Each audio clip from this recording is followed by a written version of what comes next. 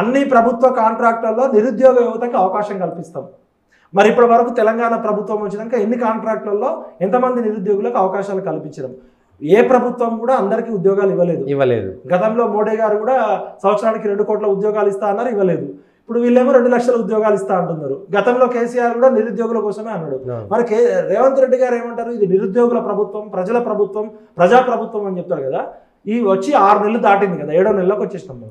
ఈ 6 నెలల కాలంలో రేవంత్ రెడ్డి అన్న, మీరు మా నిరుద్యోగ యువకులు రోజు మీ ఇంటి ముందుకు వచ్చి ధర్నాలు చేస్తున్నారు, రాస్తారోకలు చేస్తున్నారు, మీ ఇంటి ముందు పడగాపులు పడుతున్నారు.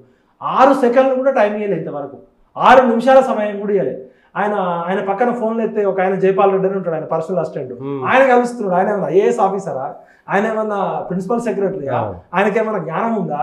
పాపం నిరుద్యోగులు అంతా వస్తే ఈ తీర్మానం మళ్ళీ తీసుకుపోయి వాళ్ళని కల్పించి సీఎంని కల్పించిన అని చెప్తున్నాడు. నాకు నిరుద్యోగులు చెప్తున్నారు. ఇప్పుడు జైపాల్ రెడ్డి ఆయనకు దూరం బంధువు కావచ్చు, పోలీస్ కానిస్టేబుల్, కేసీఆర్ అన్న ప్రిన్సిపల్ సెక్రటరీ, చీఫ్ సెక్రటరీని కలిసిండు.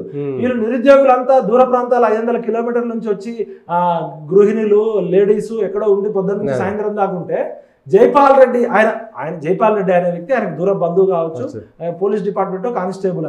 ఈయన ఫోన్లు ఎత్తే పక్కన పర్సనల్ పిఏ, ఆయనను కల్పించి సీఎంని కల్పించినట్టు చెప్తున్నారు కొంతమంది. అంటే మనం ఇక్కడ వ్యవస్థలో ఉన్నాం. రేవంత్ రెడ్డి గారికి నిజంగా చిత్తశుద్ధి ఉంటే మరి 6 నెలల కాలంలో నిరుద్యోగులు ఎందుకు కలవరు? నిరుద్యోగాలను కలవని ముఖ్యమంత్రి ఉంటే ఎంత, ఊడితే ఎంత అని మనం కేసీఆర్ గారిని. మరి ముఖ్యమంత్రి గారికి అవగాహన ఉందా, లేకపోతే అవగాహన లేదా, లేకపోతే అజ్ఞానంతో ఉన్నాడా, లేకపోతే అభద్రతలో ఉన్నాడా, లేకపోతే అన్నీ తెలుసనే అహంకారంలో ఉన్నాడా అర్థం కావట్లేదు. రేవంత్ అన్న సమయం చాలా ఉంది, మీరు సరి చేసుకోండి అని నేను రిక్వెస్ట్ చేస్తున్నా. ఇంకొకటి, ప్రతి జిల్లా కేంద్రంలో ఒక పారిశ్రామిక వార్డును ఏర్పాటు చేసి దానికి అనుగుణంగా ఉపాధి నైపుణ్య కేంద్రాలను ఏర్పాటు చేసి ప్రతి నిరుద్యోగ యువతకు ఉపాధి కల్పిస్తాం.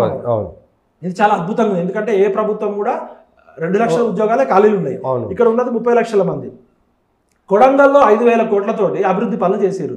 వాళ్ళ దగ్గర స్కిల్ డెవలప్మెంట్ సెంటర్ పెట్టుకుంటున్నారు 100 కోట్ల రూపాయలతో. మరి రాష్ట్ర ముఖ్యమంత్రి రాజ్యాంగం మీద ప్రమాణం చేసిన వ్యక్తి సెలెక్టివ్ గవర్నెన్స్ చేయకూడదు. ఈయన 3.5 కోట్ల మందికి 4 కోట్ల ప్రజలకు ముఖ్యమంత్రి, ఒక కొడంగల్కే ముఖ్యమంత్రి కాదు. గతంలో ఇదే కేసీఆర్ గారు గజ్వేల్కి చేసినప్పుడు ఇదే రేవంత్ రెడ్డి గారు విమర్శించారు. ఇదే హరీష్ రావు గారు సిద్దిపేటకే డెవలప్మెంట్ చేస్తుండని రేవంత్ రెడ్డి అన్న మమ్మల్ని అందరినీ చైతన్యం చేసిండు, రాళ్లతో కొట్టాలని చెప్పిండు. మరి కేటీఆర్ గారు సిరిసిల్లకు చేసిండు అన్నారు. మరి గతంలో నువ్వేం విమర్శించినావు కదా, నువ్వు ఒక కొడంగల్కే ముఖ్యమంత్రిగా లేకపోతే కొడంగల్కే మంత్రిగా, నువ్వు ఇక్కడ ప్రతి నియోజకవర్గంలో పెట్టాలి కదా స్కిల్ డెవలప్మెంట్ సెంటర్ పెట్టాలి. జిల్లాకు ఒకటనే పెట్టాలి కదా. సరే 6 నెలలే అయింది, మేము కనీసం దాని మీద ఇంతవరకు ఒక్క యాక్షన్ ప్లాన్ లేదు. ఇప్పుడు అన్నం మెతుకు పట్టుకుంటే తెలిసిపోద్ది. ఈ 6 నెలల కాలంలో 6 నిరుద్యోగ యువతను కూడా నువ్వు కలవలేదంటే బాలకృష్ణను కలవడానికి సమయం ఉంటుంది. గేట్లు తీసేసాడు కదా, ప్రజాభవనం, ప్రగతి భవనం గేట్లన్నీ తీసేసాడు. గేట్లు తీసాడు కానీ ఆయన ఉండట్లే కదా. రాజు అక్కడ ఉంటే బెస్ట్ కదా. ఈయన పోయి ప్రైవేట్ హౌస్ లో ఉంటుంది కదా. ఒక ముఖ్యమంత్రి అనేటువంటి గవర్నమెంట్ నివాసంలో ఉండాలి. కానీ ఇప్పుడు కేసీఆర్ ని తిట్టినావు, గడీల ద్వారా మొత్తం ఇంత ఇనుప కంచెలు వేసుకున్నాడు, గడీల ద్వారాని బాంబులతో పేల్చేయాలి, రాళ్లతో కొట్టి చంపాలని నువ్వు రాగానే తీసినావు యాడ్స్ ఆఫ్. మరి నువ్వెందుకు ఉండట్లే అక్కడ? నువ్వు అందుబాటులో ఉండాలి కదా. అంటే నీకు ఇగో ప్రాబ్లమా? కేసీఆర్ ఉన్న ఇంట్లో నేను ఎందుకు ఉండాలని? మీ ఇద్దరి మధ్య ఇగోలు ఏమన్నా ఉండండి, కానీ మీరున్న ఇల్లు మీరు ఎక్కడన్నా ఉండండి, ప్రజలకు అందుబాటులో ఉండాలి కదా. మీరు ఒకసారి ఆత్మపరిశీలన చేసుకోండి రేవంత్ అన్న. మీరు ఫుట్బాల్ ఆడడానికి టైం ఉంది, క్రికెట్ పోవడానికి టైం ఉంది, లండన్ పోయి థేమ్స్ నదిని చూడడానికి టైం ఉంది, మూసీ నది ప్రక్షాళనకి టైం ఉంది, 50,000 కోట్లు డబ్బులు లేకపోయినా అప్పు తెచ్చి మూసీ నదిని గంగా నది లాగా చేసి కొబ్బరి నీళ్ళలాగా చేయడానికి టైం ఉంది. సినిమా యాక్టర్ ఆంధ్ర వాళ్ళని కలవడానికి టైం ఉంది, సినిమా యాక్టర్లను కలుస్తున్నావు. బాలకృష్ణ పెట్టిన హాస్పిటల్కి పోయి గంటల తరబడి చెప్తున్నావు. ఆంధ్రజ్యోతి రాధాకృష్ణ ఇంటికి పోయి ఇంటర్వ్యూలు ఇస్తున్నావు. మరి నీ ప్రభుత్వం రావడానికి కారణమైన ఈ 30 లక్షల మంది నిరుద్యోగులు ఈ 6 నెలల కాలంలో కనీసం 600 సార్లు వచ్చింది నీ దగ్గరికి. 6 సెకండ్లు కూడా టైం ఏంటంటే నిరుద్యోగులు ఏమనుకుంటారు అంటే నీకు కూడా జర బలిసింది అనుకుంటున్నారు. మరి బలిసినప్పుడు ఏం చేస్తారు? ఫస్ట్ బతులు ఆడతారు. కేసీఆర్ బాటలోనే రేవంత్ రెడ్డి ఇప్పుడు ఫస్ట్ అన్న అంటున్నాం, రేవంత్ అన్న అంటున్నాం. నీ ఇంటి ముందుకు వచ్చి కాళ్ళు పట్టుకుంటున్నారు, నువ్వు పోలీసులతో కొట్టిస్తున్నావు, పంపిస్తున్నావు.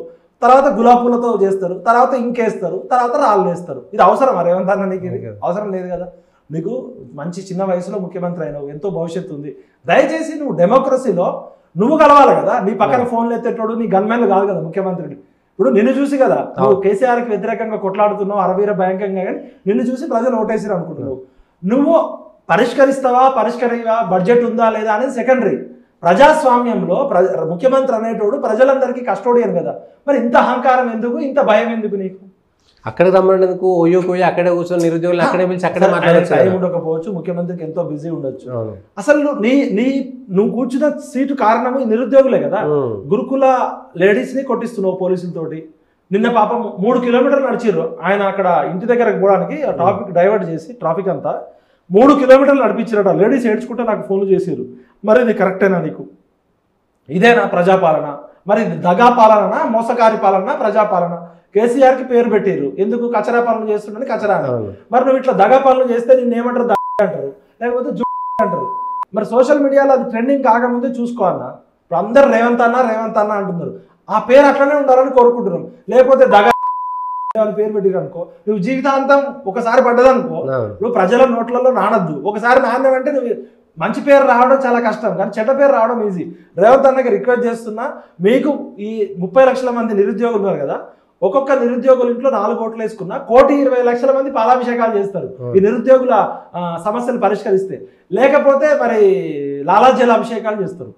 తూక్ ఆందోళన ఉంది మనకి మణిపూర్లో, ఆందోళనలో. మరి వరల్డ్ వైడ్ స్పిట్ మూవ్మెంట్ ఏముంది? నీ మేనిఫెస్టో పట్టుకొని తూ అని 30 లక్షల మంది చూసిరు అనుకో, మరి ఎక్కడ పెట్టుకుంటావు తలకాయ? రాహుల్ గాంధీ ఇమేజ్ దెబ్బతింటుంది, ప్రియాంక గాంధీ ఇమేజ్ దెబ్బతింటుంది, సోనియా గాంధీ ఇమేజ్ దెబ్బతింటుంది.